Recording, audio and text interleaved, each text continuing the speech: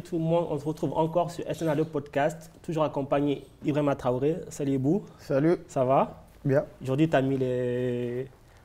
Invité spécial, dans une tenue spéciale. T'es un peu en mode sapeur, non? Non, on commence pas, mais on a une nouveauté, là, on a une rareté aujourd'hui. On a une invitée spéciale. Ouais, on a exactement. Un visage que beaucoup de suiveurs du monde du foot connaissent forcément parce que c'est maintenant comme un visage, on va dire, incontournable peut-être, on peut dire. Ça fait partie de notre quotidien. C'est ça un petit peu, ouais. Elle a présenté la dernière CAN sur beIN Sport. Notre invitée, c'est Vanessa Lemoigne. Bonjour Vanessa. Bonjour à tout le monde et bonjour à tous les deux. Moi, je trouve qu'il est très bien habillé. Et je te remercie d'avoir honoré sans doute mon goût pour le fashion. Non, au début, je l'ai vu arriver, je me suis dit, mais il a mis une veste de Crystal Palace. Il commence, il commence. Elle apprécie, voilà. Voilà. Non, mais il faut savoir, pour ceux qui nous regardent, vous allez voir, mais pour ceux qui nous écoutent, Ibrahima est très stylé, donc allez voir la vidéo. Vous avez l'occasion. En tout cas, ça fait plaisir de t'avoir avec nous. Merci de me recevoir. Et parce que voilà, parce que justement, on se dit avec Ibrahima, maintenant, on parle beaucoup de sport dans ce podcast. Et je pense qu'il nous manquait encore pour l'instant une voix féminine. Et je pense que ta voix porte, elle est intéressante parce que forcément, nous, on sait ce que tu fais. On sait aussi les valeurs que tu véhicules par rapport à tes engagements en dehors du petit écran. Et donc, on s'est dit, il fallait que Vanessa Lemoigne vienne parler sur SNA Podcast. Donc, du coup, ça nous fait plaisir de t'avoir. On va parler de plein de choses, forcément. Et moi, j'avais déjà une petite question parce que, de toute façon, même Ibo et tout, déjà, la passion pour le sport et qui après va découler au journalisme, ça s'est fait un petit peu comment? Ça s'est fait de façon normale en fait. C'est que déjà quand j'étais petite, mes premiers souvenirs, ce sont des souvenirs de football. Mon papa adorait ça, ma mère aussi. Et en fait, je suis née et j'ai grandi à Saint-Germain-en-Laye. Et mon père, tous les week-ends, on allait au camp des loges où s'entraînait l'équipe première, les pros, et où jouaient déjà à l'époque les équipes plus jeunes le week-end. Et donc, nous, on allait voir les matchs et on allait voir les entraînements. Et en fait, la première image, et même limite de ma jeunesse, dont je me souviens, c'était Luis Fernandez à l'entraînement. Donc, il était joueur, donc c'est autant vous dire à quel point c'était il y a fort longtemps. Je suis une ancienne maintenant. Et en fait, Luis Fernandez avait mis une claque à un de ses coéquipiers, qui était en plus son ami apparemment. Et en fait, moi, j'avais vu ça et j'avais mon sandwich merguez avec mon orangina et j'ai trouvé ça trop génial, quoi. Et après, quand mes parents se sont séparés, moi j'ai continué en fait à y aller en vélo, en roller, avec mon petit frère, mes amis aussi. Et donc du coup ça c'était devenu un rituel. Après moi je suis pas que foot, je suis très omnisport parce que j'ai eu une passion pour les Jeux Olympiques. Ouais. En fait en vérité pour tout ce qui était sport en clair. Et mon époque, le sport était en clair. Donc la Ligue des Champions, on regardait ça sur TF1. Pareil pour les sports mécaniques avec les Grands Prix de F1. Donc du coup, moi, j'ai consommé énormément de sport, d'autant plus que ma mère en consommait aussi beaucoup. Elle était pour Marseille à l'époque. Donc 1993, je m'en souviens très très bien. Elle était fan de Basile Boli, forcément. Ouais. Et donc du coup, moi, j'étais déjà pro PSG. Et donc, voilà, on se fritait, quoi. Donc c'était marrant. Pour les Jeux Olympiques, j'avais aussi le côté influence, imitation beaucoup. Donc Nadia Comaneci, par exemple, moi je descendais en bas de mon immeuble et je prenais un muret, je m'amusais à faire des roues sur le muret comme si c'était une poutre. J'adorais aussi le skateboard, je faisais du skate, j'avais des copains en plus qui habitaient à côté, dont DJ First Mike d'ailleurs. Ouais, on a grandi ensemble. Avec Nabil Djellit aussi. C'était mon voisin, il habitait dans mon immeuble. Et donc, en bas, on faisait des foot, on faisait de tout, quoi. Donc, dans un côté un peu enfantin.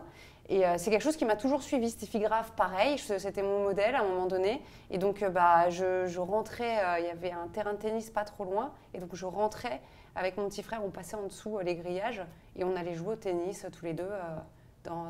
Sur les cours de tennis. Donc voilà, il y a le côté un peu marquant de l'influence de figures fortes que j'ai aimées et donc qui m'ont inspirée et que j'ai eu envie d'imiter. Donc le sport a toujours fait partie de ma vie. Et surtout, tous les sports surtout. Hein. Ouais, tous les sports. Tu vois, c'est tous les sports, comme tu disais, mais c'est aussi...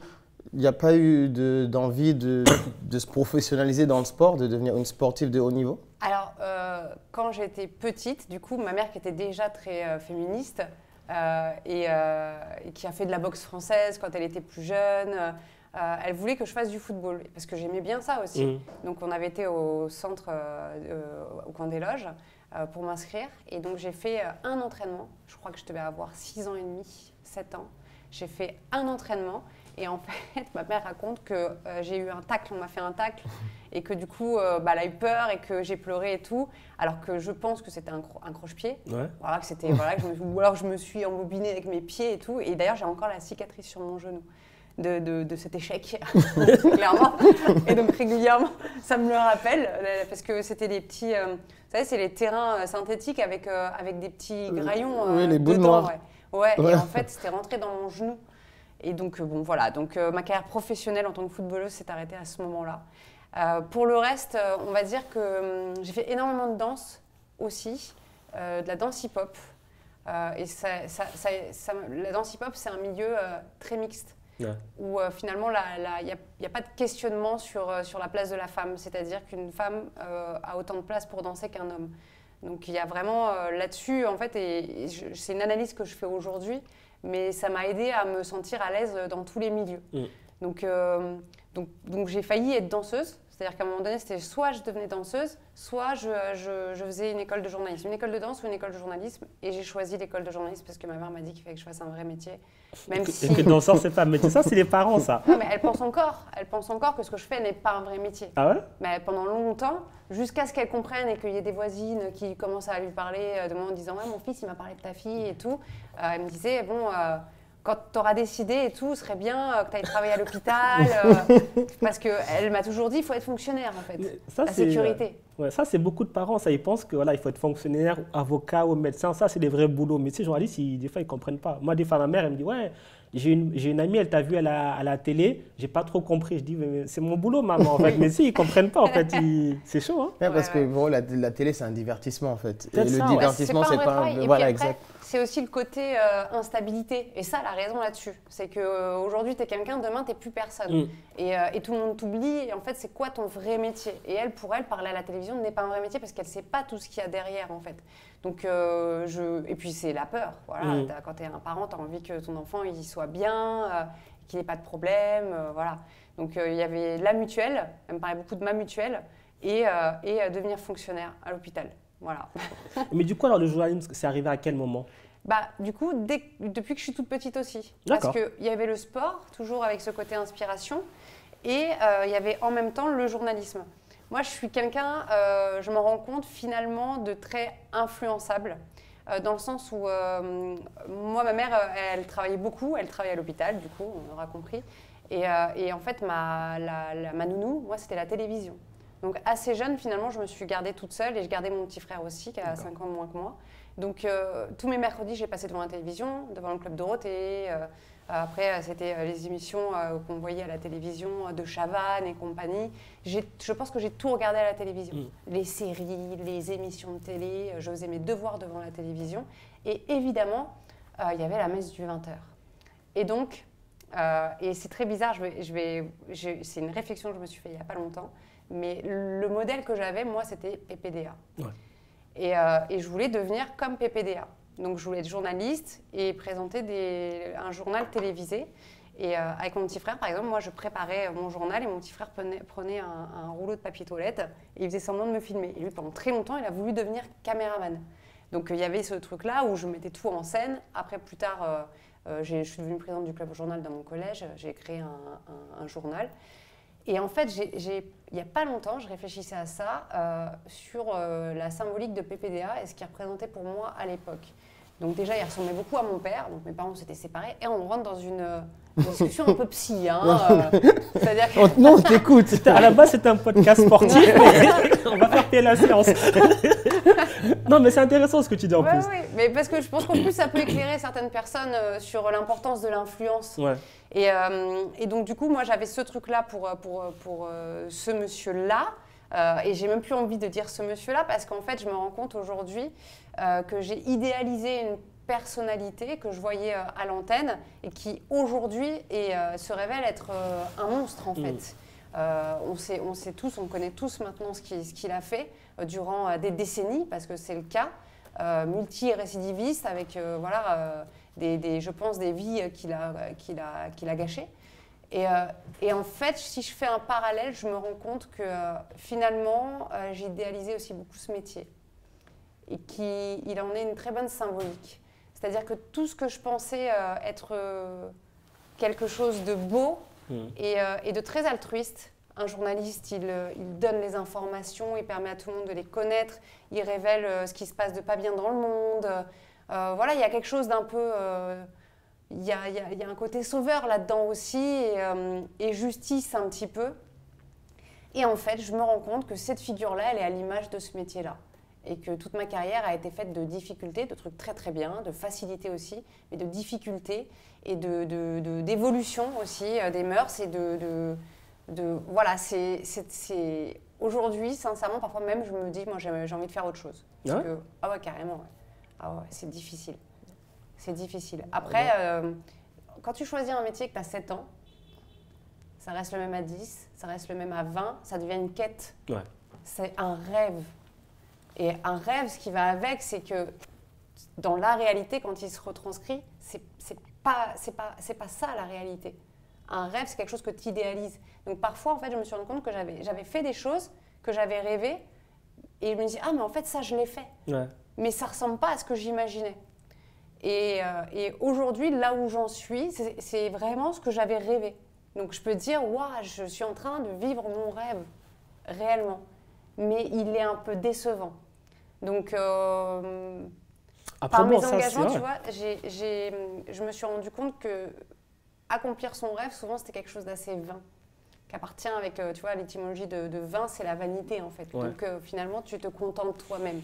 Mais j'ai beaucoup plus de fierté aujourd'hui de me dire que dans ce que je réalise, je permets aussi à d'autres de réaliser quelque chose. Donc, me retourner et juste transmettre ce que je suis en train de faire, faire un pont avec la jeunesse, que certains ne rencontrent pas les mêmes difficultés que moi. En fait, ça rend les choses un peu moins vaines. Voilà. Et là, justement, c'est là que je voulais en venir aussi, parce que quand on est un personnage public, quand voilà, on présente des émissions, on a une audience et tout, derrière, quelque part, tu véhicules des messages, tu véhicules des valeurs et surtout, voilà, tu suscites des vocations aussi. C'est important. Ouais.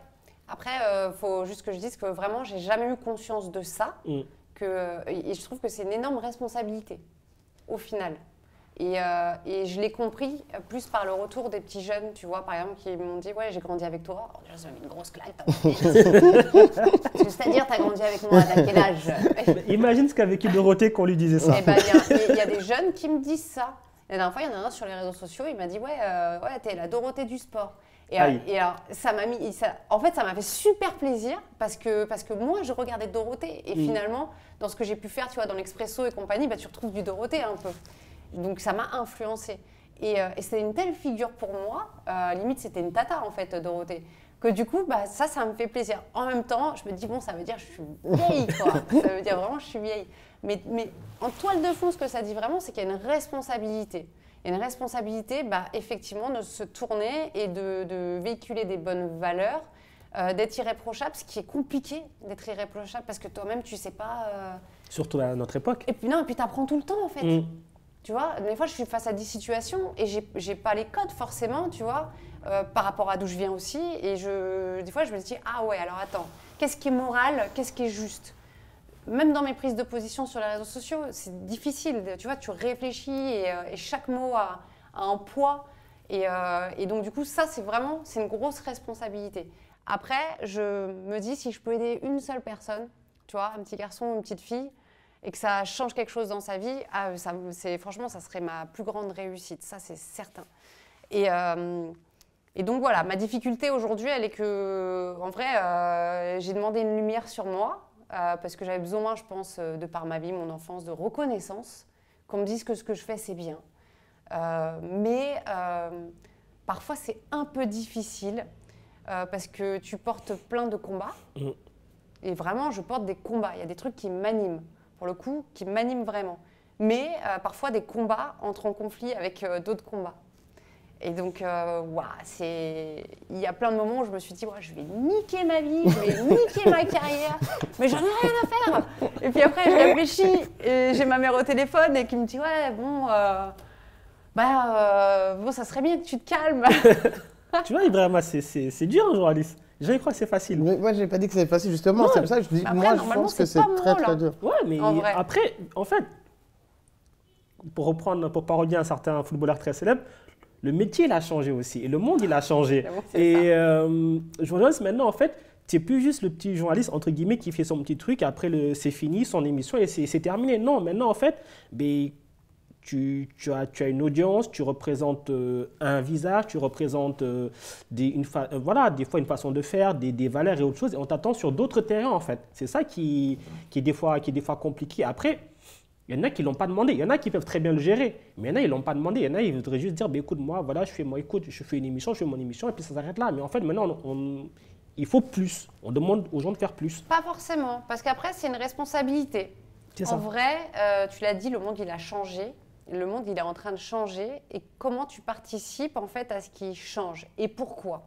Je pense que, tu vois, quelqu'un que j'adore, Thomas Touroud, il ne va pas porter les mêmes choses que moi, en fait. Et c'est en racontant mon histoire, en fait, et par le regard des gens que j'ai compris que par la place où j'étais, si je ne voulais pas qu'en fait, ce que je suis en train de faire soit vain et que ça soit juste finalement contenter mon ego et mon narcissisme, parce que quand tu fais la télé, c'est ça, hein, forcément, tu viens combler quelque chose. Si j'ai pas, mais tout ça, c'est vain. Si j'ai pas envie que ce soit vain, il faut quand même que je fasse quelque chose. C'est ma responsabilité. Je suis issue d'une famille du coup monoparentale avec des parents qui se séparent, une maman qui est algérienne, qui a vécu la guerre d'Algérie, qui est venue en France, une femme battue, qui ne sait pas lire, qui ne sait pas écrire. Quand je sortais de l'école avec ma mère qui venait me chercher, on me demandait mais pourquoi c'est ta femme de ménage qui vient te chercher? Tout ça, moi, c'est mon ADN, c'est mes blessures, c'est les blessures aussi de ma mère. Et en fait, me dire que j'ai réussi là où on ne m'attendait pas, il faut que je m'interroge sur ce qui a fonctionné, ce qui n'a pas fonctionné, ce qui ne fonctionne pas encore, en étant une femme, et tu l'as dit, tu as parlé tout à l'heure de rareté, mais ce n'est pas parce que je suis quelqu'un de particulier, c'est juste qu'en fait, je suis dans un milieu où on n'est pas beaucoup de femmes. Donc tout ça fait qu'aujourd'hui, je suis obligée d'ouvrir la porte en fait. Je ne peux pas enlever l'échelle et dire vas-y, c'est bon, moi j'ai réussi, tant mieux, tu vois. Non, en fait, je suis obligée de remettre l'échelle pour d'autres derrière et pour que finalement, des profils comme les miens ne soient plus une rareté, mais une normalité. Et en plus, tu vois, c'est ça l'ambivalence. C'est quand tu t'appelles Vanessa Lemoigne, en fait, et que tu es une femme, tu es choisie pour des mauvaises raisons. Donc, à la base, si j'ai des facilités en rentrant dans le sport, parce que ça a été une facilité, surtout que moi je ne voulais pas forcément au départ être à l'antenne, parce que j'avais peur, c'est parce que je suis une femme, c'est parce que j'ai une télégénie, ensuite c'est parce que je m'appelle Vanessa Lemoigne. Quand tu regardes les nanas de ma génération, on se ressemble toutes. Tu vois, châtain, blonde, clair de peau. Et sauf que j'ai eu un truc, c'est que ma différence, c'est que moi j'ai toujours revendiqué, parce que j'en suis fière, c'est ma mère qui m'a élevée. Mais ouais, mais je suis algérienne. Et petit à petit, ça s'est entendu en fait. On a entendu ça. Et puis au final, ce dont j'avais sans doute honte avant, le fait de ne pas avoir forcément pu faire les mêmes écoles que les autres, ou de ne pas avoir une mère qui sait lire et qui sait écrire, de ne pas avoir beaucoup d'argent, d'avoir eu des moments où, comme j'ai payé mon école toute seule, tu manges des pâtes. Tu vois, tout ça, moi, je ne l'ai pas oublié. Et quand tu arrives dans le milieu et que tu vois qu'autour de toi, en fait, je suis éloignée, je ne suis pas en connexion avec les gens que je rencontre, réellement, en fait. Et ça, c'est difficile quand tu veux engager des conversations. Tu n'as pas le même parcours, donc tu n'as pas les mêmes bagages. Ouais. Et donc ça, des fois, tu vois, tu te dis, waouh, ça, c'est chaud quand même. Ça m'a mis aussi une forme de handicap parfois dans mon évolution. Pas parce que les autres me les mettaient forcément, parce que moi, je me mettais ça. Mais c'était une facilité. Alors que si ma mère m'avait appelée Anissa, tu vois, et que je portais son nom de famille, qui est Ali, peut-être que je ne serais pas là aujourd'hui. Et ça, c'est une réalité. Donc, du coup, par la facilité que j'ai eue, je pense que c'est comme si j'étais une infiltrée et je me dois... c'est ça. Mais oui, parce que tu sais, des fois, quand tu te retrouves dans des conversations, alors je ne parle pas forcément dans les médias, mais quand tu te retrouves dans des conversations et qu'il y a un type devant toi qui tient des propos racistes, Et en fait, tu sais, moi, ma mère elle est algérienne, je suis algérienne. Hein. Ouais, mais bon, tu vois, après, tu vois, c'est pas pareil. Bah si, c'est pareil. C'est pareil. C'est du racisme. Donc, tu vois, tout ça, moi, je me suis souvent retrouvée confrontée à des gens qui pensaient que j'étais comme eux. Donc, aujourd'hui, c'est ma responsabilité de me dire, là où on va me dire, ouais, mais il n'y a pas de femmes, bah ok, bah moi, je vais les chercher, les filles, et je vais les former, et je vais t'amener les CV. Et il y en a plein, en vérité. Tu vois, et comme pour la diversité, c'est pareil, je suis attentive à ça. Là où quand j'ai eu la possibilité de me dire, ok, quand moi, je monte mon équipe, bah, je ne vais pas regarder les origines, à la fois sociales et ethniques. En fait, je ne vais pas me préoccuper de ça. Et bah, ça fait que j'ai des émissions où la mixité, elle est représentée. J'ai une question pour toi. Est-ce que c'est pas, dans un sens, est-ce que ça peut ne pas être contre-productif de vouloir absolument avoir de la mixité ou avoir des femmes? Parce qu'au final, le plus important, c'est la compétence et le mérite. Alors, est-ce qu'il faut avoir quelqu'un qui est racisé de couleur ou quoi que ce soit pour dire qu'il y a de la mixité, ou parce qu'il faut avoir une femme à l'antenne pour dire qu'il y a de la diversité, ou en fait, c'est juste la compétence sur laquelle on doit être jugé? Ouais. Alors, je vais te donner 2 réponses à ça. La première des choses, tu vois, il y a eu des lois qui sont passées, notamment pour les femmes dirigeantes. Et là, je ne parle pas que du monde du sport, mais c'est encore plus criant dans le monde du sport parce que c'est un miroir de la société, mais un miroir grossissant de ce qui se passe, parce que c'est un monde beaucoup plus masculin, par la force des choses, parce que ça vient d'une société qui est patriarcale. Alors là, j'ai commencé à dire des gros mots. Et donc, du coup, Elle a dit le mot. Elle a dit le mot. Allez, voilà, le féminisme et tout, machin. Non, mais c'est une réalité. Oui, oui. Et donc, du coup, il y a 2 choses. Il y a là où il n'y a pas de quota, il n'y a pas de mixité. OK ? Donc ça, c'est la première des choses. Et je ne parle même pas d'égalité. Mais ce sont des chiffres avérés. Donc d'où les lois pour plus de femmes dirigeantes. Donc d'où c'est cette loi qui impose des quotas. Le deuxième truc, je vais te citer un grand homme, Pape Diouf, qui a été déterminant dans ma vie, juste le temps d'une interview, et qui m'a dit « Je veux valoir pour ce que je suis et pas pour ce que je parais. » Dès l'instant où je me dis qu'à la base, il y a une discrimination, où tu as plus de difficultés à accéder à certains postes, à certains milieux, il y a un problème, il y a une problématique. Donc, comment tu fais pour casser ce plafond de verre? La première des choses, c'est de te dire, et c'est normal quand tu embauches quelqu'un, le truc qui revient à chaque fois, c'est l'empathie. Ah, il me fait penser à moi. Si tu es un monsieur, et tu as le droit, hein, mais d'une 50aine, 60aine d'années, blanc, et que tu as de l'empathie, tu te reconnais dans le jeune que tu vois, et que tu ne te poses pas cette problématique de te dire est-ce que ma rédaction, par exemple, est mixte, et dans tous les sens du terme. Est-ce qu'il n'y a pas de la discrimination et que tu peux voir visuellement? Si tu ne te poses pas cette question-là, si toi-même tu ne te remets pas en question, qu'est-ce que tu fais? Tu vas te dire ah, c'est lui. Ouvre le champ des possibles, plusieurs CV, et effectivement, va à la compétence. Va à celui qui te semble le plus compétent. Et quand je dis le plus compétent, c'est parce que c'est par rapport à la règle du masculin qui l'emporte. Mais comme je ne peux pas utiliser le langage inclusif en parlant, voilà. Mais qui est le plus compétent, effectivement, mais de la même façon, au point de départ. Quand tu as des jeunes qui sortent d'école, ça, tu ne peux pas le voir. Parce que tu formes des gens, en fait. Mais tu formes. Donc, en fait, pose-toi cette question-là et ouvre le champ des possibles. Mais moi, ça me fait réfléchir à 2 trucs. Parce que déjà, tu nous dis que le sport, c'est le miroir de la société. Oui. Mais le sport, c'est peut-être là où on voit le plus de mixité, en fait. Oui, lié à la compétence. Et la deuxième chose, c'est que tu me dis qu'en fait, voilà, tu as l'empathie de te retrouver en quelqu'un qui plus ou moins te ressemble. Donc toi, tu penses que si tu paraissais pas comme celle que tu es, parce qu'on ne voit pas au premier abord avec ton nom. Moi, je ne parle pas de moi. Je parle des gens qui ont la possibilité, des dirigeants. C'est pour ça que c'est pour ça que je l'ai lié au quota sur les dirigeantes. Vraiment, là, je te parle d'un exemple précis et un exemple que je déroule pour t'expliquer le fonctionnement et comment ça se passe aujourd'hui dans le monde des médias et plus particulièrement sportif. Après, quand tu dis que tu vois de la mixité dans le monde du sport, bah oui, si tu Je parle des sportifs, hein. Voilà, en général. Mais si tu parles des sportifs, alors dans ce cas-là, oui, effectivement, dans l'athlétisme, qui a valeur d'exemple, dans le handball qui a valeur d'exemple, avec un traitement qui va être similaire, par exemple pour le handball féminin et le handball masculin, dans les primes et compagnie, dans le judo. Donc ça, ce sont des sports qui véhiculent des valeurs de mixité. Dans le football, non. Ah bon? Ben non, désolé. Le traitement en fait, des hommes aujourd'hui, ne serait-ce que par rapport à la diffusion télévisuelle, n'est pas le même. Hier, moi, je cherchais le match de l'équipe féminine du Paris Saint-Germain. Je voulais le voir, le match de Ligue des Champions, phase de poule. Fallait aller sur PSG TV, donc il faut t'abonner. Je suis désolée, je ne suis pas abonnée à PSG TV. Sans ça, quand tu parles de ça, je vais dire un truc tout bête, mais toi, en plus, qui es international guinéen, tu ne penses pas que si tu avais été international français, tu aurais eu de meilleurs contrats? C'est possible. Ah, voilà. C'est possible. Donc ça montre bien qu'il y a... C'est possible, voilà. mais c'est pas forcément vrai. Eto'o, il était international camerounais. Après, c'est vrai que c'est une légende, tu vois ce que je veux dire? Mais ça ne l'a pas empêché d'être dans sa réalité.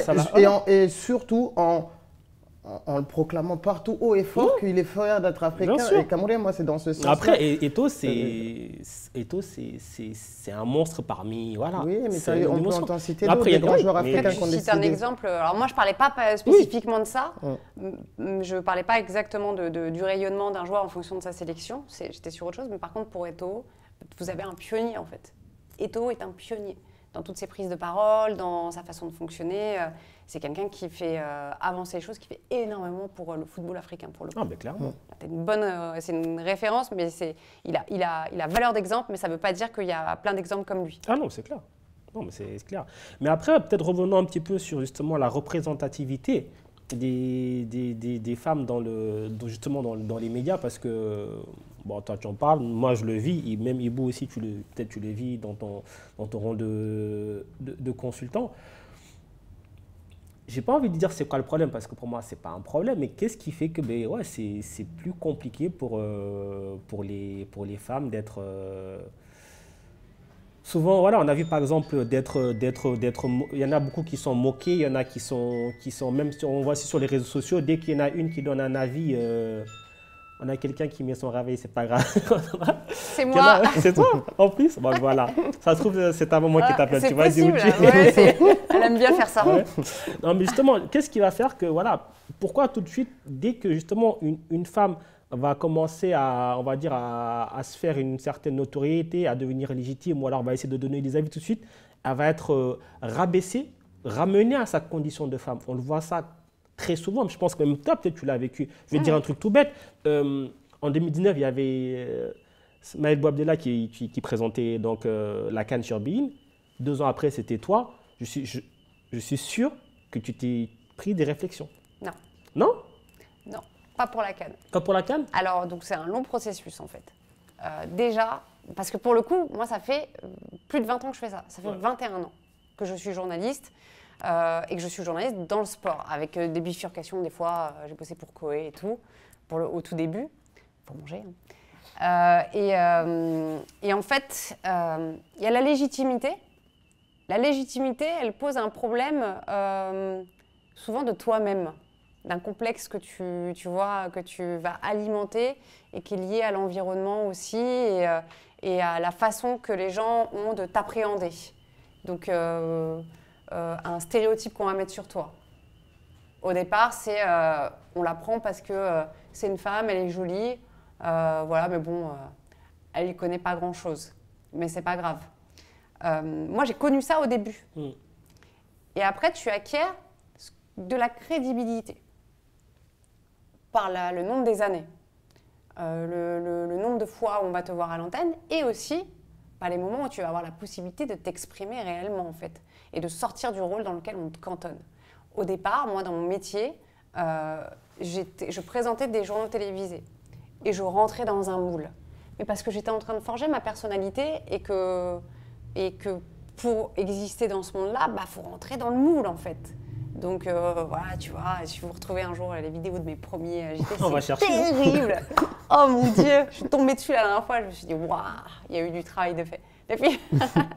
Et donc tu rentres dans ce moule-là, jusqu'au moment où tu comprends que finalement, ce qui est ta force, c'est ta différence, c'est ta personnalité. Donc c'est là où tu vas te sentir le plus à l'aise. Donc j'ai commencé à faire des programmes qui m'ont ressemblé en arrivant à beIN Sport, l'Expresso, Happy Sport, beIN Center. Et donc à parler aussi, à me rapprocher de ce que j'aime le plus dans le sport, c'est le football. C'est le bon truc. Avec la chance aussi d'avoir eu dans mon entourage des gens avec qui j'ai pu échanger beaucoup, qui m'ont appris aussi à lire un match, à comprendre un match, parce que c'est du travail en fait. Un journaliste n'arrive pas en sachant tout. Un journaliste est là pour apprendre d'abord, pour chercher, et après pour vulgariser les choses pour les autres. Ça, c'est le rôle d'un journaliste. Donc moi, quand je bosse un avant-match, je ne sais pas tout. Mais par contre, j'ai une façon de travailler qui fait que je sais où ça va se jouer dans le football, dans l'analyse. Donc je vais regarder, je sais lire, tu vois, des statistiques, tu vois, des heatmaps. Donc tu vois, c'est des choses, ça devient une expertise. Comment tu vas éditorialiser tout ça? Donc ça, c'est mon travail de journaliste. Avec la connaissance que au fur et à mesure des années, j'ai eu du monde du football et des autres sports. Donc c'est de l'expérience qui a été acquise. Donc aujourd'hui, quand je vais n'importe où, sur un plateau ou même que je suis avec des gens en train de parler football, j'ai rien à prouver en fait. Juste on discute et tu vas comprendre qu'en fait, je suis à ma place. Et je n'ai plus aucun doute là-dessus. Et le seul moment où je vais douter, c'est quand je vais avoir le regard de quelqu'un d'autre face à moi et qui, l'espace d'un instant, il va me toiser. Il va se dire, ah nanana, voilà. Mais après, je me dis, mais c'est pas grave. Le rouge, il va s'allumer, je vais m'asseoir dans mon siège et je vais te montrer en fait. Je vais te montrer. Et ça m'est arrivé plein de fois. Et en plus, comme j'ai ce truc-là, le NIF un peu algérien, j'ai une forme de... J'adore faire ça. J'aime ça en fait. Tu vois, j'adore être confrontée à quelqu'un et ok, vas-y. Après, je prétends pas savoir tout, tu vois, et je prétends pas ne pas me tromper. Et tant mieux si je me trompe en plus, parce que c'est ce qui va faire de la conversation. Et en plus, j'ai des consultants avec moi, des experts. Et ça me permet d'avoir les bonnes questions aussi parfois. Si moi j'ai des interrogations, je peux avoir honte d'avoir une interrogation. Et je vais poser la question à mon consultant. Voilà, chacun reste à sa place et quel est mon rôle, quelle est mon expertise, pourquoi je suis là et qu'est-ce que je fais. Et en fait, en faisant ça, petit à petit, au début, j'ai pu avoir des commentaires quand je suis apparue, quand les gens ne me connaissaient pas. Donc, je fais partie des premières qui ont eu des trucs, quand tu critiques, et en plus, je ne critique jamais en réalité, mais quand tu vas faire un commentaire qui va être estimé négatif par souvent des supporters, en fait. C'est le clubisme, hein. Mais oui, qui défendent leur maillot. Donc, d'un côté, et c'est encore plus fort quand il s'agit de nations. Ça a été cuisine, retourne en cuisine, gros chouin. J'avais dit dans le documentaire de Marie Fortunato que j'avais découvert à cette occasion ce que voulait dire chouin. Voilà, j'avais pas eu l'occasion d'apprendre ce mot-là. J'ai pas encore eu l'occasion de le replacer, mais... bon. Et normalement, t'auras pas besoin. Non, normalement, et puis c'est pas bien. Mais là où ça se passe dans un cadre bien particulier, ça, c'est les réseaux sociaux. Les réseaux sociaux, c'est le harcèlement en ligne. Ce sont des gens qui sont sous couvert d'anonymat et qui donc ont un sentiment d'impunité. Et puis souvent, en plus, qui n'ont rien à voir avec le monde du sport ou du foot. Hein. Et donc là, on est dans l'expression de la haine de gens qui se défoulent parce qu'ils ont un sentiment d'impunité. Donc, et ça s'adresse souvent parce qu'on est dans un système où il y a une forte prédominance masculine, en tout cas chez certaines personnes. Et ça se ressent sur les réseaux sociaux. Et c'est la même chose, le sexisme, ça va être la même chose pour le racisme. Parce que quand tu as des déferlements de haine, tu as aussi les commentaires racistes. Donc, et c'est exactement la même façon de fonctionner. Exactement pareil. Et moi, j'ai une pensée particulière par rapport à ça. C'est que déjà, pour moi, l'anonymat ne devrait pas exister. Et puis surtout, je me suis rendu compte qu'il n'existe pas sur les réseaux sociaux. Non. Donc, j'ai porté plainte, moi, contre quelqu'un en particulier, où pour le coup, j'avais jugé qu'il était représentatif de la haine en ligne et que dans ses propos, il était allé beaucoup trop loin. C'était à quelle période, ça? C'était... Oh là là... En plus, c'était même pas l'Euro, parce que j'avais présenté l'Euro et donc la CAN, c'est avant. Donc, tu vois, je pense qu'il y a bien 2 ans et demi. D'accord. La procédure a mis longtemps. C'est un investissement financier. Beansport m'a accompagné là-dedans. Et ça, tu vois, je les en remercie parce que tout le monde ne le ferait pas. Et en fait, ça a été la première fois que quelqu'un a été condamné sur les réseaux sociaux pour injure sexiste. Et moi, ça, j'y tenais, en fait. Ma plainte, elle était sur injure sexiste. Voilà. Que ce ne soit pas juste injure ou machin, c'est vraiment sexiste. pour montrer qu'en fait, dans la vie de tous les jours, c'est la même façon. Tu ne vas pas voir quelqu'un et tu dis pas donc gros on a retrouvé la personne qui avait comparé. Tu l'as vu? Bah, je vais bientôt le voir, normalement, peut-être. Ah. Voilà. Après, tu vois... J'en suis sûr, tu vas être déçu. Non, mais en plus... Non, mais après, en plus, il s'avère que la personne, elle s'est excusée, apparemment, et il a justifié ça, si ça justifié, en disant qu'il avait des problèmes à ce moment-là. Oh non, non, mais c'est facile. Ça, après, ça s'entend, mais il a été, pour moi, il est représentatif, voilà, de ce qu'il ne faut pas faire. C'est que, certes, tu peux avoir des problèmes dans ta vie, avoir une frustration et avoir envie de te défouler, parce qu'il s'était défoulé, il était sur moi et sur Nathalie Yanetta. Donc je pense qu'il y avait quelque chose qu'on représentait qui n'aimait pas et qui lui renvoyait de la haine, en fait. Il avait de la haine envers nous, en fait.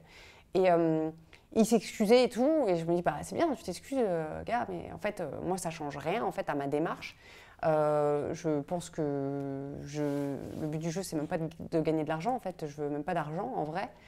Ou alors à le reverser à une association. Et ça serait ma seule motivation. Et ça dépend aussi, parce que vous pensez à ça, mais à sa vie à lui, dans quelle situation il est, parce que le but du jeu, c'est pas non plus d'empirer sa vie. Mais il avait un faux nom sur les réseaux sociaux, donc un profil avec une tête d'œuf. Les mêmes, hein. Voilà, donc il y a un œuf qui m'a dit gros chouin, c'était autre chose, mais bon, voilà. Et en fait, bah, ça a été super facile de le retrouver. En 2 semaines, en fait, on avait son nom et puis son adresse. Voilà. Une question. Est-ce qu'il n'y a pas un piège finalement dans tout ça? C'est qu'on ne puisse plus juger une femme dans le sport, dans les médias, même en général, sans être taxé de sexiste. Est-ce que je peux juste remplacer quelques mots dans ta phrase? Vas-y. Est-ce que tu peux... Est-ce que le danger, ça ne serait pas... Alors attention, ne sortez pas cette phrase de sortie du contexte. Hein. Est-ce que le danger, ce ne serait pas de pouvoir taxer un arabe, d'être incompétent ou ce que tu veux, sans être taxé de racisme? Non, parce que c'est terrible de dire cette phrase, tu te rends compte? Non, parce que moi, justement, j'enlève tous ces critères-là. Non, moi, je pense qu'en fait, c'est ça dans mon esprit. Après, j'enlève la oui, mais dans ce cas-là, si tu enlèves ça, ça veut dire que tu enlèves la problématique du fait qu'il y a une discrimination à la base. Et sauf que ça, tu peux pas, en fait. C'est comme quelqu'un qui va te dire... qui est blanc, qui va dire je suis victime de racisme. Bah en fait, je suis désolée, en France, hein, je parle en France. Bah en fait, culturellement, bah non, tu peux pas dire ça en fait. Parce que t'as pas, toi, eu dans l'histoire, dans ta vie à toi et dans l'histoire avant, tu ne portes pas culturellement un racisme. Donc ce que je dis, c'est que donc c'est très difficile. En fait, moi j'aimerais bien dire, si cette personne n'est pas bonne, qu'elle soit noire, qu'elle soit femme, mais pourquoi tu pourrais pas le dire? Non, mais tu peux le dire, en fait. Mais t'insultes pas. Non, moi j'insulte pas. Il y a pas en fait, le truc, c'est que le ressort, c'est ça, c'est que associé à une critique, tu vois, par exemple, en disant... une spécificité, en fait. Une spécificité. Ouais. Si dans ta critique, tu vas dire encore une femme qui est là parce qu'elle est jolie, ou encore une nana qui raconte n'importe quoi et elle est là parce que c'est une femme, retourne dans ta cuisine, bah ça non. Mais si tu dis, si tu dis, en gros, machin, je ne suis pas d'accord avec ce qu'elle raconte, c'est vraiment n'importe quoi et c'est preuve de ton incompétence, de son incompétence, a priori, il n'y a pas de souci. Si tu fais la même critique, si tu pourrais faire la même critique à un homme, a priori, il n'y a pas de souci. C'est juste que si dans ta phrase, tu associes ça au fait que c'est une femme. C'est juste ça, en fait. Et c'est pour ça que je rappelle la phrase de Pape Diouf qui, pour moi, veut tout dire. Et dans les deux sens, je veux valoir pour ce que je suis, pas pour ce que je parais. Parce que de la même façon, j'ai pas envie qu'on me ramène à chaque fois à ma condition de femme, en fait. Je suis journaliste. Je ne suis pas une femme quand je suis au travail, je suis journaliste. Mais pour moi, voilà, c'est exactement là le point de base de départ. Le problème, il commence là. C'est pas un problème en fait, c'est une affaire d'intelligence, tu vois, et je pense que tout le monde est capable de faire la nuance. La plupart des gens qui jugent n'ont pas cette intelligence, puisque tu te retrouves à être en justice avec quelqu'un qui dit finalement je suis désolé, j'ai des problèmes. Les gens, ils n'arrivent pas à faire cette nuance qui paraît aussi simple. Moi, c'est ce que je pense. Oui, c'est de l'éducation. Actuellement, il en faut beaucoup, hein, quand on voit notamment... Par exemple aussi le torrent de haine que s'est pris et que se prend encore par exemple Laure Bolo, parce qu'elle avait dit un truc sur Alexis Sanchez et tout. À chaque fois quand Alexis Sanchez il marque un but, franchement il faut être solide hein, quand même sur les réseaux sociaux. Maintenant ils sont associés parce qu'elle a une fois donné son avis, donc voilà. Mais moi, parce que je te dis, pour moi, le problème, il part de là. C'est qu'en fait, au lieu d'être pris Après, pour ce qu'on est, enfin, ce qu'on fait comme métier, ouais. d'abord, on met des catégories. Lui, il est noir. Lui, elle, c'est une femme. Et quand tu commences comme ça, eh ben forcément que tu as des débordements. Parce qu'à la base, c'est pas juste. On te met dans une condition. Et quand on te met dans une condition, il y aura forcément des...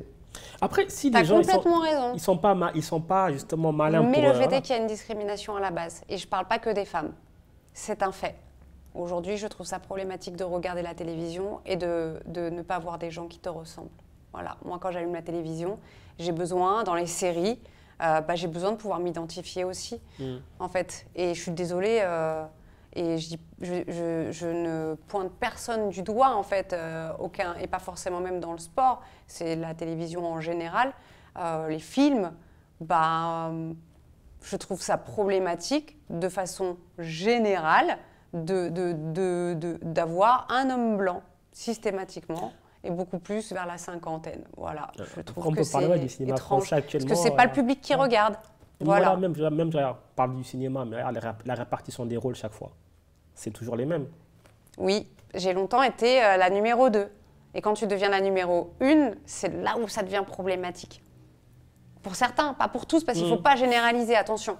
Il ne faut surtout pas généraliser, parce que moi j'ai eu la chance aussi de travailler avec des gens qui étaient pas du tout là-dedans et avec qui il n'y avait aucun souci. Et quand bien même parfois il y a pu y avoir des soucis, j'aime aussi avoir l'opportunité de m'autoriser à dire attention. Ça, ce que tu dis, c'est pas normal. Ça, ce que tu fais, c'est pas normal. Et que la personne, elle sache s'interroger. Tout comme moi, je peux m'interroger parfois. Ça s'appelle la déconstruction, en fait. Alors, on va très, très loin. À la base, on était venu parler de sport. Ah ouais, si on m'avait dit que c'est une émission de philosophie, de sociologie. On parle de sport. Non, ça parle de sport. Et c'est intéressant parce que justement, comme tu disais, je pense, moi aussi, je suis d'accord, le sport, c'est le reflet de la société. Et voilà, justement, il y a les mêmes mots dans le sport qu'il y a les mots dans la société. Et voilà, même quand on voit une rédaction, c'est une micro-société. Donc, c'est un peu ça. Moi, je voulais parler d'un truc aussi. Tu fais partie notamment de femmes journalistes de sport, non? Oui. Ouais. Et alors, est-ce que tu peux nous expliquer, moi je sais un peu, je vais faire genre je ne sais pas, mais peut-être pour le grand public, d'où est-ce que c'est parti un petit peu et quels sont les objectifs? Alors, Femmes journalistes de sport, c'est une longue histoire. Parce que le point de départ, c'est avant tout la prise de parole de Clémentine Sarlat dans l'équipe, avec un dossier qui avait été fait par Sacha Nokovic sur justement les femmes dans les médias sportifs. Et il s'avère que moi, il m'avait appelée et à l'époque, je n'étais pas encore la même personne que je suis aujourd'hui. Et pourtant, c'était il n'y a pas très longtemps, hein, parce que c'était pendant le Covid, avec le premier confinement. Et moi, j'étais encore dans le truc très positif. Et je suis comme ça, quoi qu'il arrive. Ouais, mais c'est une compétition mixte. Voilà, effectivement, oui, c'est pas toujours, ça se passe pas toujours très bien. Ça s'est pas toujours très bien passé. Mais j'étais encore dans le truc où on parle pas de ce genre de choses. Voilà, on rentre pas dans les détails. Et parce que j'avais pas conscience à quel point ça m'avait impacté aussi. Et en fait, quand j'ai lu, et j'en avais déjà parlé en plus avec Clémentine, m'avait raconté son histoire. Et moi, ça m'avait révoltée. Mais quand j'ai lu, en fait, et que j'ai lu après d'autres, et en plus je regardais à l'époque Morning Show, donc une série avec Jennifer Aniston aux États-Unis, et je me suis rendu compte qu'en fait toute ma vie en fait, c'était une répétition de blagues, de propos sexistes, d'agressions parfois. Et en fait tout ça, c'était lourd en fait. C'est lourd sur le cœur, ça veut dire que tu es toujours dans la guerre, en fait. Tu es toujours en train d'avancer en te méfiant et en rendant des coups. Et en fait, elle a eu pour le coup un vrai travail de libération de la parole.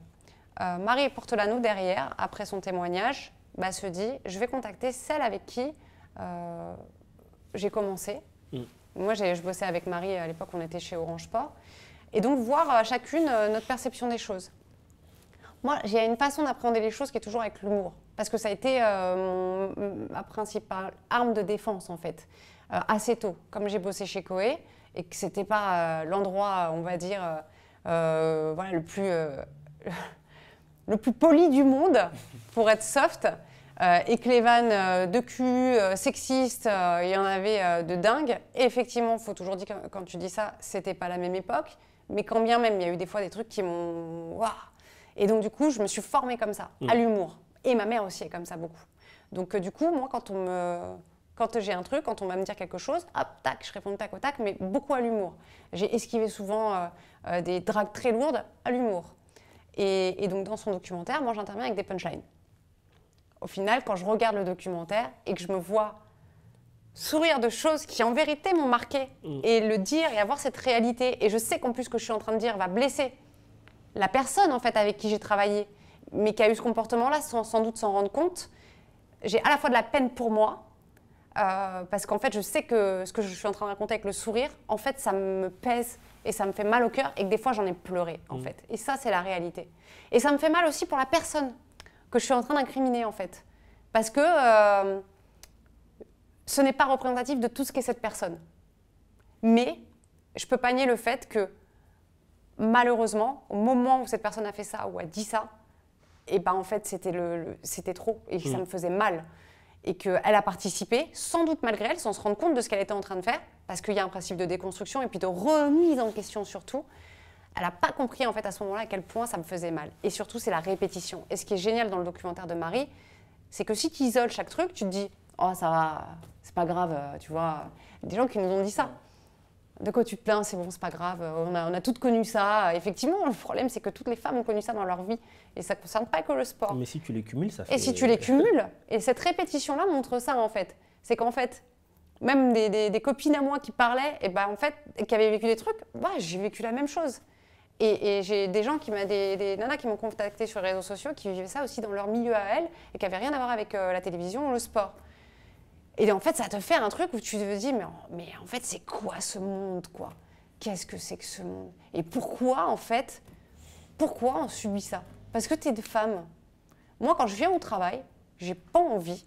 Et en plus, par mon éducation, et à quel point ma mère, elle est pudique là-dessus, et du coup, moi aussi, j'ai pas envie qu'on me fasse une vanne de cul.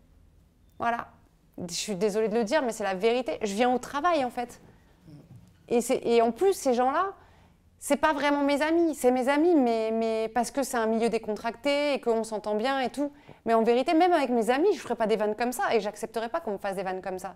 Et à mon pote en dehors, je vais lui dire, vas-y, en fait, t'arrives quoi? Et là, en fait, je m'autorise pas le fait de dire ça parce que je sais que ça va partir en vrille et que ça peut potentiellement faire des embrouilles. Et donc, du coup, bah, tu es au travail, on te fait des vannes de cul, on parle de tes collègues sur voilà, leurs pratiques sexuelles, ce qu'elles doivent aimer ou pas. Et en vérité... Et sincèrement, c'est vrai, je n'ai pas été élevée comme ça. Et en fait, je le vis mal. Je le vis mal. Tu penses qu'il y a une avancée depuis ce reportage ou c'est encore assez banalisé à ton avis? Je pense que c'est pas banalisé aujourd'hui. Parce qu'en plus, après, il y a eu le reportage, il y a eu d'autres choses. C'est que ça, il y a eu une prise de conscience. Et moi-même, j'ai eu une prise de conscience. Et je me suis dit, en fait, si tu veux être vraiment en adéquation avec toi-même, arrêter de faire l'hypocrite. En fait, si ça t'arrive encore une fois, cette fois, tu le dis. Cette fois, tu le dis. Et tu le dis dans le cadre du travail. Donc, tu fais un mail factuel, tu racontes. Et c'est arrivé. Malheureusement, c'est arrivé. Parce que je dois le dire, ça m'a fait des problèmes. Ça m'a fait des problèmes relationnels avec d'autres personnes que je n'avais pas envie de vivre. Et en fait, surtout, ça te met une chape de plomb, je te dis, une responsabilité sur les épaules que tu n'as pas forcément envie d'avoir, en fait. Et que tu ne sais pas si tu vas pouvoir le supporter. Et Clémentine, c'est la même chose. Clémentine, aujourd'hui, elle est à Bordeaux. Elle s'est coupée un peu du monde du journalisme. Elle intervient de façon ponctuelle. J'ai d'autres amis où il y a très longtemps en fait, en gros, moi, je dis souvent, on a perdu des soldats en route, quoi. Parce que c'était trop. Et c'est aussi pour ça, je reviens à ce que je t'ai dit au départ, bah, des fois, j'ai envie d'arrêter. J'ai envie d'arrêter parce que c'est trop lourd. Et surtout, ce que je ne comprends pas, c'est qu'il y a une forme d'injustice. C'est quand tu racontes quelque chose... Tu ne peux plus abandonner maintenant. Surtout ce que tu aimes faire et que tu fais bien, tu ne peux plus... je vais même plus loin. Tu sais pourquoi je ne peux plus abandonner aujourd'hui? Parce que tu ouvres la voie à d'autres vocations. Donc exactement. Sincèrement, c'est ça la réalité. C'est que si c'était juste pour moi, en vérité, ça y est. En fait, ça y est. Il me reste le mondial. Mon vrai prime, le rêve de ma vie, c'est le mondial. En host. Au même titre que les autres, qu'un Darren Tulette, qu'un Thomas Troude, qu'un Florent Janton. Voilà, ça c'est le prime de ma vie. Mais la réalité des choses, c'est que si j'y vais, c'est plus pour moi. J'y vais parce qu'aujourd'hui, j'ai regardé, et peut-être que je me trompe, mais il n'y a jamais eu de femme host en 1, donc sur un plateau host en 1, qui elle anime un plateau d'avant-match, de mi-temps, est-ce que tu veux, ou qu'un tour, un match. Il n'y a pas eu de femmes. Et en fait, cette responsabilité-là, en vrai, je ne l'ai pas choisie. Mais là où parfois, j'aimerais ne pas y aller, parce que c'est dur comme pression, en fait, c'est vraiment difficile.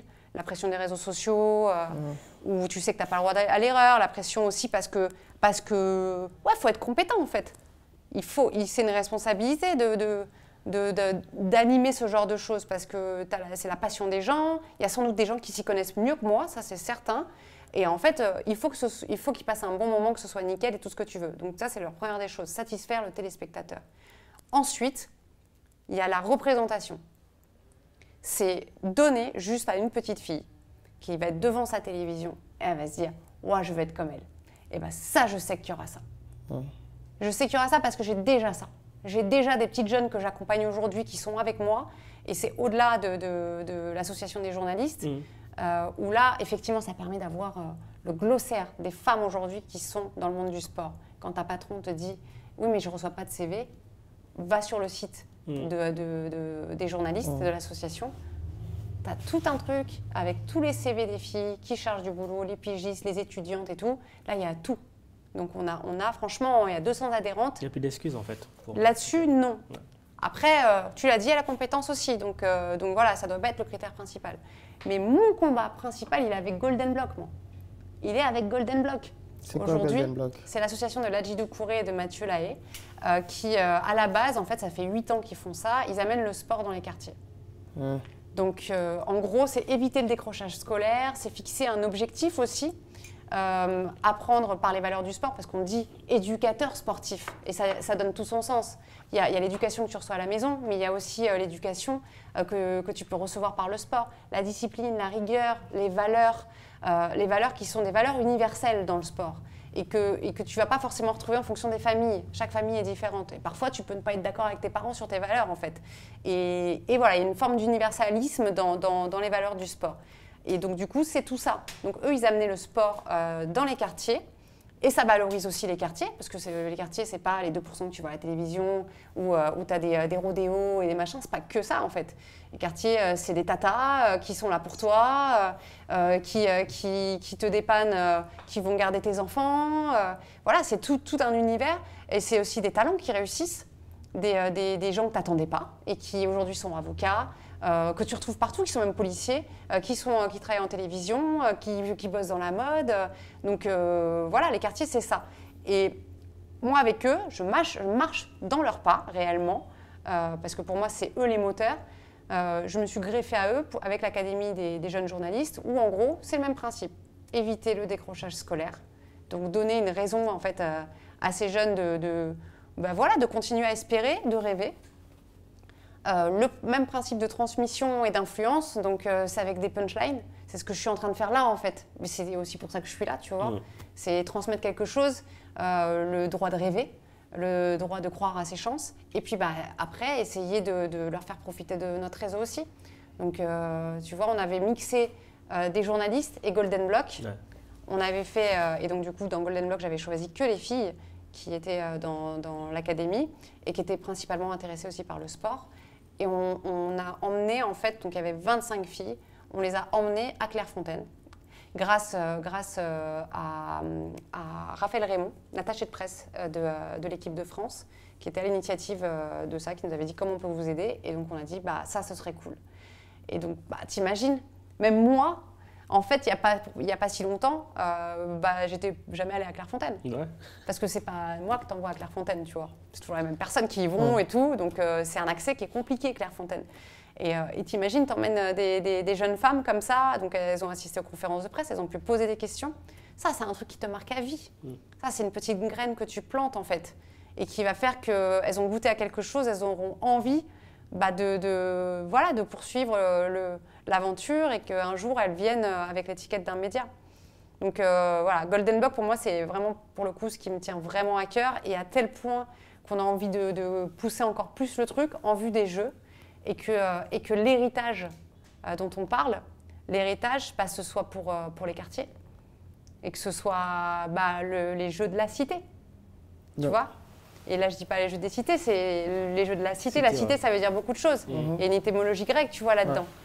Et donc, c'est reconsidérer les quartiers à leur juste valeur. Et c'est le cas en région parisienne, mais aussi en province, parce que tu as la même difficulté d'accessibilité quand tu es en province, parce que tout se passe à Paris. Et donc, en gros, influencer grâce à un mouvement, avec des figures qui ont les bons messages et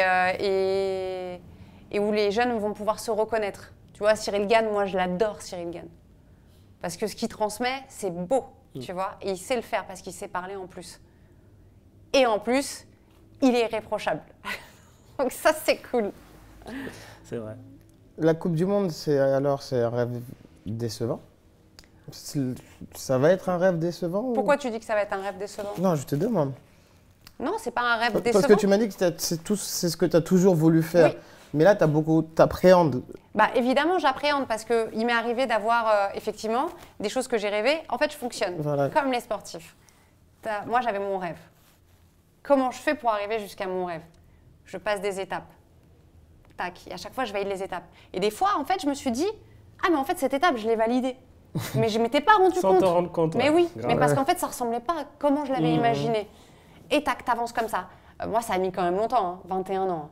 C'est long, hein. Je suis vieille, de fou. Ah, mais c'est pas tout le monde qui peut. L'ancienne, ouais, mais c'est pas tout le monde qui peut même après 30-40 ans aller faire une Coupe du Monde. Mais oui, bien sûr. Il y en a, ils justement, ça n'a jamais été fait. Mais après, dans la forme, moi, c'est aussi la forme. Parce que c'est pas le tout d'aller faire une Coupe du Monde et tout. Moi, j'avais vraiment la personne que j'aimais beaucoup quand j'étais jeune, c'était Nathalie Anetta.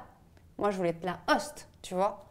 Être et là le fonctionnement est bien, je partage avec les autres, donc il n'y a pas non plus la grosse pression par rapport à ça, tu vois. Il y a Darren, il y a Thomas, il y a Florian, et qui sont pour le coup des journalistes et des humains que j'apprécie particulièrement, avec des belles qualités. Et ça, c'est une chance aussi. Donc voilà, donc ça, mon rêve final, mon goal life, c'est le goal life en fait, c'est être, parce que du coup je ne l'ai pas fait encore, ce se trouve, c'est pas, peut-être je n'irai pas finalement. Je ne suis pas une dinguerie près. Problème d'inconscience, tout ça. Du coup la vidéo sera culte, c'est bien. C'est possible, c'est possible. Ça c'est très problématique chez moi. Mais bon, voilà, mon goal life il est là. C'est pour ça que j'appréhende, c'est que j'ai peur de moi-même en fait. Qu'est-ce que je vais faire d'ici là? Après, je veux le faire bien aussi. Parce que je peux le rater mon rêve. Je peux en faire n'importe quoi. Si je ne suis pas prête, comme j'ai envie, si je respecte pas le football, si je respecte pas la Coupe du Monde, je peux être déçue aussi. Je veux pas qu'il y ait de critiques. Et je parle pas des critiques, tu vois, sur les réseaux sociaux.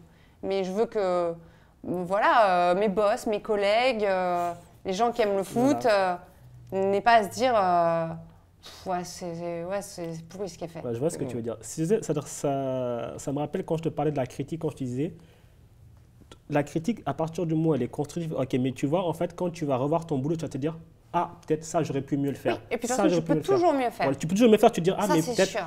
Pourquoi est-ce que j'ai pas fait ça comme ça, en fait? Et je pense que, pour le coup, c'est hyper important, cet aspect-là. Mais après, tu vois, moi, je veux pas être perfectible dans le sens où faire le truc scolaire, parce que ça, c'est facile à faire, scolaire, simple et tout.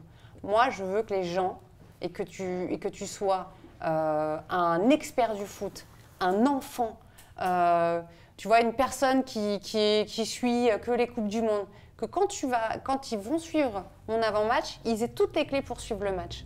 Et à la fois avoir le côté, et c'est ce que je faisais beaucoup dans l'Expresso avec tous les sports, que le petit, en fait, il y a un moment pour lui où on va vulgariser les choses. Il va pouvoir comprendre le football. Voilà, je veux donner des clés et en même temps donner envie de suivre mon affiche. Parce qu'on va pas se mentir, je ne veux pas avoir l'équipe de France, tu vois. On te dit clairement, je ne peux pas faire l'équipe de France. Nous, on est Sport News Africa, si tu fais équipe africaine, tu vas nous intéresser, écoute. Je pense que je ne sais pas encore la répartition, mais à mon avis, étant donné que j'ai fait la CAN, ça serait assez logique. Ce serait dans la logique des choses. Parce que c'est aujourd'hui celle que j'ai le plus suivie, en tout cas sur les derniers mois. Tu attends beaucoup l'Algérie, non? Pardon. Excusez-moi, on m'avait dit on me reçoit avec bienveillance. J'étais obligé de la placer, excusez-moi. Tu sais que c'est un traumatisme, il faut faire attention, hein. C'est un vrai traumatisme, hein, tu vois. Lui, on l'a perdu. Attends, faut que je respire. Je me désolidarise de ces propos. c'est un tacle avec les 2 pieds en l'air. Non, franchement. C'est interdit. Non, c'était pas prévu. Bah oui, c'est pas prévu du tout. Carton orange. Ouais, franchement, même moi, je me le mets le rouge. Même moi, je me le mets. En plus, moi, j'allais dire, si on te met les équipes africaines, tu vas pas durer longtemps. Pourquoi tu dis ça? Allez, deuxième carton. Non, du tout, non. Non, franchement, il y a moyen. Moi, je pense que tu as au moins des quarts, pour au moins une ou deux. Mais moi, j'espère même plus. Et franchement, si je suis les équipes africaines, mais j'aimerais tellement qu'il y ait une équipe africaine qui aille jusqu'en finale, comme ça, peut-être. Inch'Allah, j'y reste jusqu'en finale, tu vois. Au revoir Thomas, au revoir Darren. Non, mais c'est ce qu'on te souhaite et ce qu'on souhaite aussi pour le football africain, pour le continent africain, parce que franchement, il est temps. Parce que mais y a de quoi quand faire, on voit les joueurs maintenant, en plus, il y a la qualité pour. Je pense qu'il faut passer un, cap psychologique, organisationnel, mais... Ils jouent avec les mêmes joueurs dans les grands clubs. Ils s'entraînent avec eux. Dans les grands clubs, même l'approche au niveau des sélections, c'est beaucoup mieux. Les systèmes de jeu, c'est du football moderne. Donc, on n'est plus très loin, moi, je pense. On n'est plus très loin, en parlant sérieusement. Ah, ça serait vraiment bien. Non, j'attends de voir. Ça serait vraiment bien. Ce ne sera pas la Guinée, par contre. Passer des quarts de CAN, vous aussi. Déjà, laisse-nous avec la CAN, essayer de faire quelque chose avant de penser à la Coupe du Monde. Étape par étape. Alors, Vanessa, avant de finir, on a un classique ici. Ouais. Il faut que tu nous donnes ton... Non, sœur, juste une seconde, il faut que je pose une question. Vas-y. Non, mais en plus, une vraie question non, ou... une vraie question, c'est sérieux parce que... Vas-y. Moi, j'ai regardé le match de l'Euro où il y a eu ce qui s'est passé avec Eriksen. Ouais. J'étais chez moi et c'était sur beIN. Oui. Et franchement, je pense que dans une émission de foot ou quoi que ce soit, j'ai rarement vu un moment aussi sincère. Et on était tous pris, on était tous très très choqués. Et déjà, je me dis, comment t'as géré? Parce que c'est très dur de continuer, parce que là, on parle de vie humaine devant nos yeux. Après un moment où tu pleures, même tu craques. Et moi, j'ai trouvé, franchement, c'était très très sincère. Et moi, ça m'a beaucoup marqué. Ouais, bah pour le coup, oui, c'était sincère. En fait, le truc, c'est que par rapport à ça, j'ai pas de bol, quoi.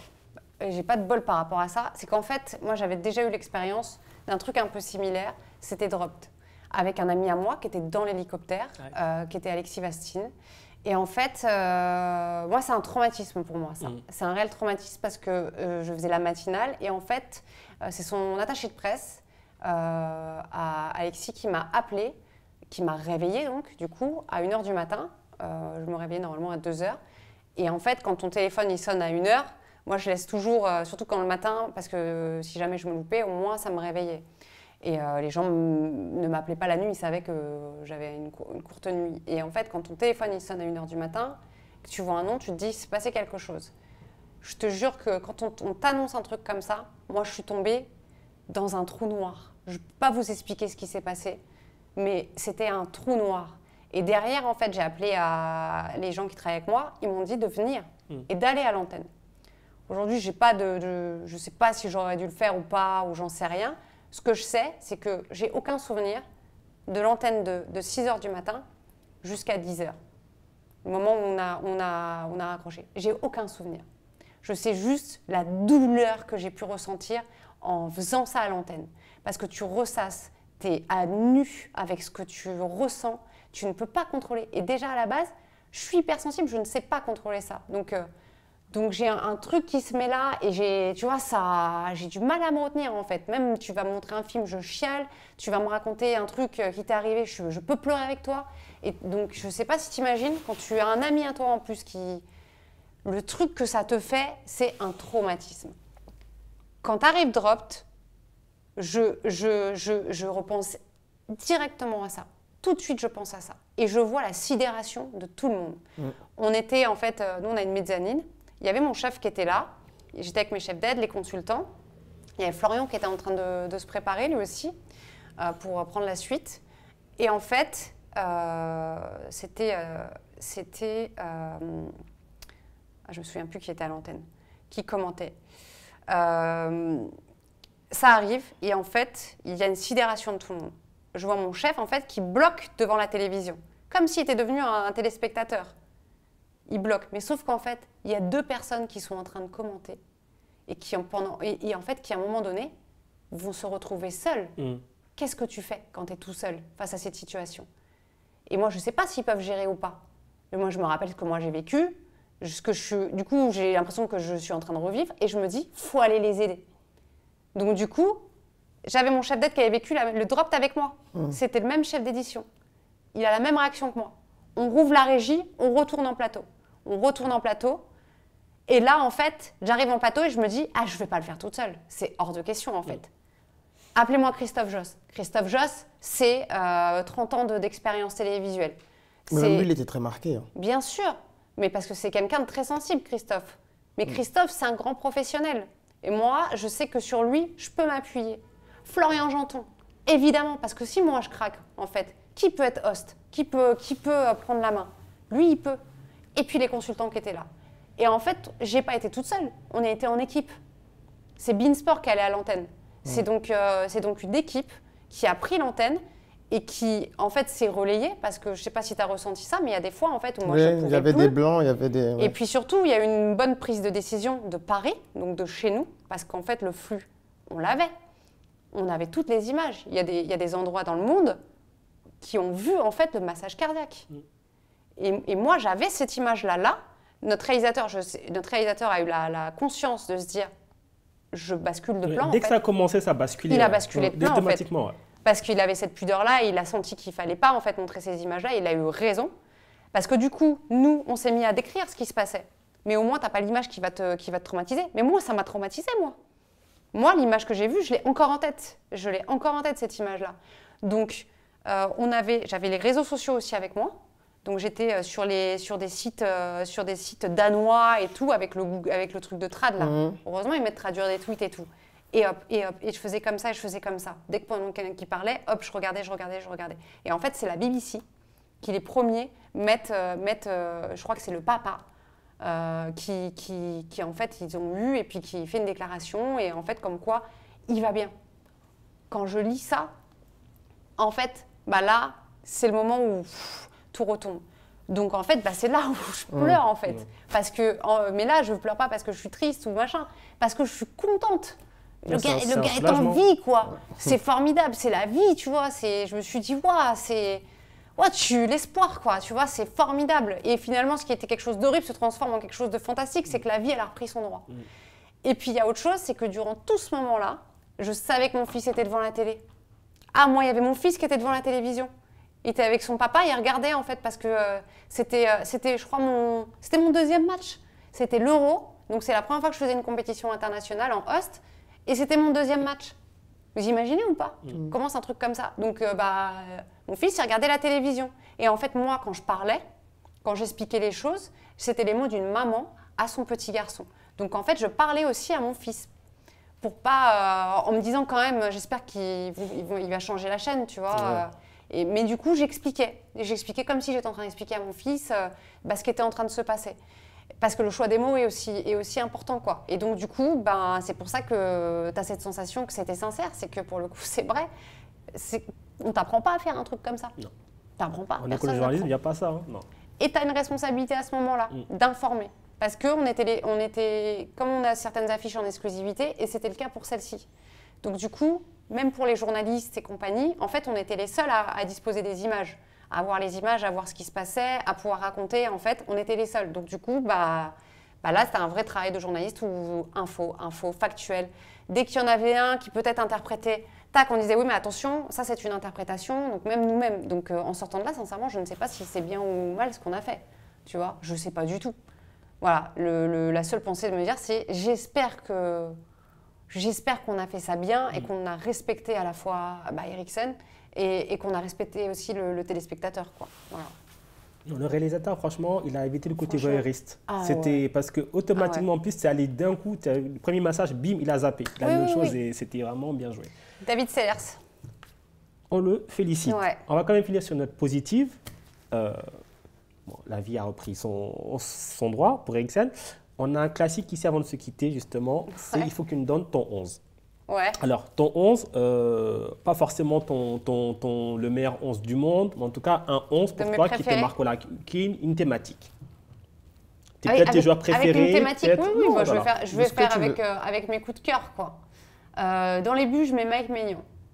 D'accord. Et c'est pas grave si, du coup, parce que des fois, c'est pas forcément leur poste, par exemple pour la défense. Comme tu veux. Donc Mike Maignan dans les buts. Je vais mettre Sergio Ramos, ça c'est sûr. Sergio Ramos, je vais mettre Marquinhos parce que j'ai une histoire particulière avec lui. Tu vas nous raconter ça juste après alors.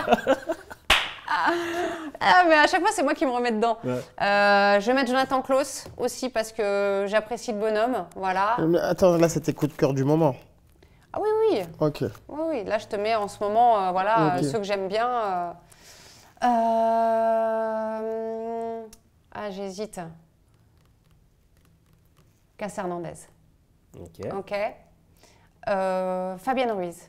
Ouais. Et c'est pas que du moment parce que tu vois, même à l'époque, c'est un joueur que j'aime beaucoup, Fabian Ruiz, et qu'on n'a pas pu voir encore à Paris évoluer comme il a pu évoluer à son niveau en Italie, notamment dans ses passes qui sont absolument magiques. Voilà. Fabian Ruiz. Après, on va me dire que c'est très parisien. Hein. J'ai mis un Marseillais, donc ça va. Verratti. Ouais. Parce que j'aime beaucoup. J'ai un petit coup de cœur pour son travail de ligne de touche. Voilà. Alors ça c'est très, mais parce que c'est les moments où et notamment il y a pas longtemps où j'ai fait voilà, petite extasie devant ça. Donc j'ai dit Fabian Ruiz. Alors, en plus attends, faut que je vois en quel système je joue aussi. Fabian Ruiz. Je t'ai mis Verratti. Là t'es parti avec 4 derrière pour l'instant. Ouais, j'ai 4 derrière. Mais je vais être sur un 4-3-3 je pense. Il m'en manque un troisième. Valverde. D'accord. Fédé Legrand. Ouais. Incroyable. J'adore. Ouais, je suis fan. Devant, je vais mettre Mbappé. Ça, c'est sûr. Ah, mais c'est dur, hein, parce qu'en vérité...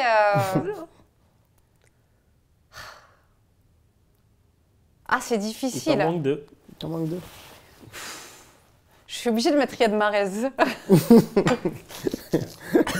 Non, mais on comprend, hein. C'est normal, moi je trouve. On a tous eu ce problème, donc vas-y, on le comprend. Et vas-y, je mets Belaïli. Là, tu as vu.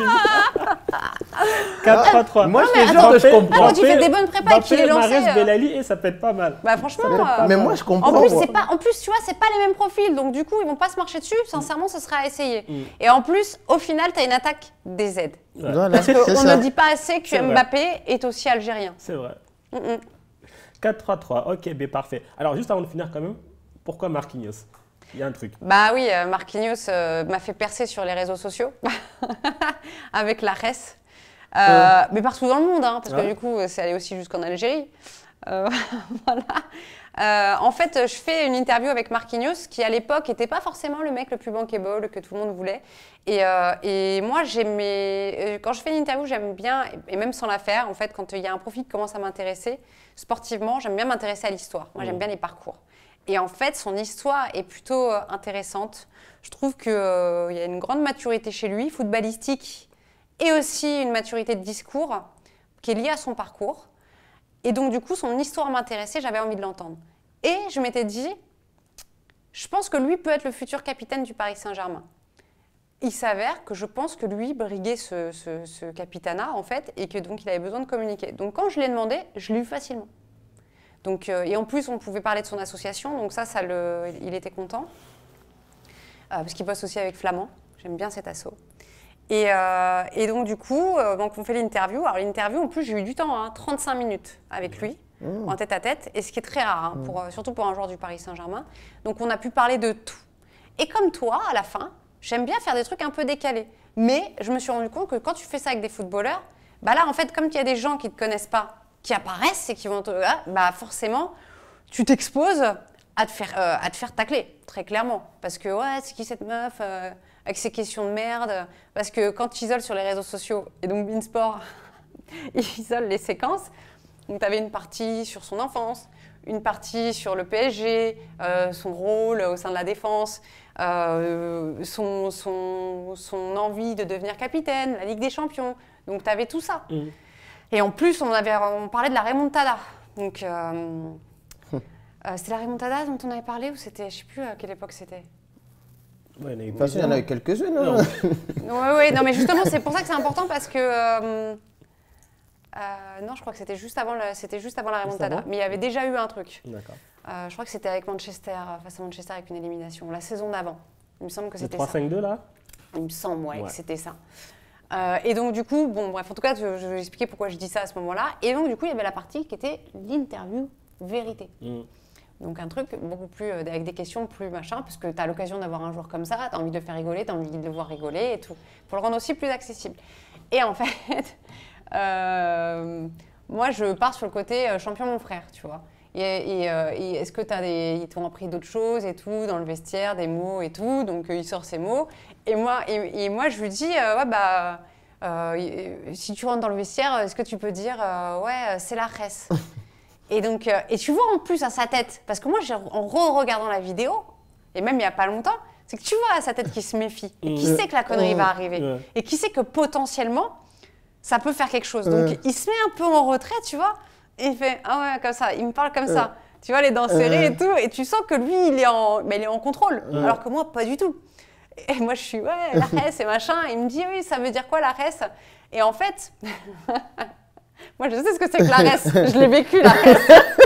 Donc, je sais. Le moment où il me dit ça, en fait, je ne m'attends pas à ce qu'il me pose la question. Et en fait, je me dis, il faut que je lui explique. Donc, il faut que je trouve les bons mots. Et en fait, je lui dis, ouais, bah, c'est le bordel, machin. Et donc, en fait, qui n'est pas aujourd'hui le sens réel de la res. Mais en gros, c'est pour dire, ouais, ça va pas, tu vois. Et donc, je me perds un peu dans mon explication. Et tu vois que lui, il est ouais, comme ça, et qu'il se dit, ouais, mais attends, on va raconter de la merde, ou il y a un truc.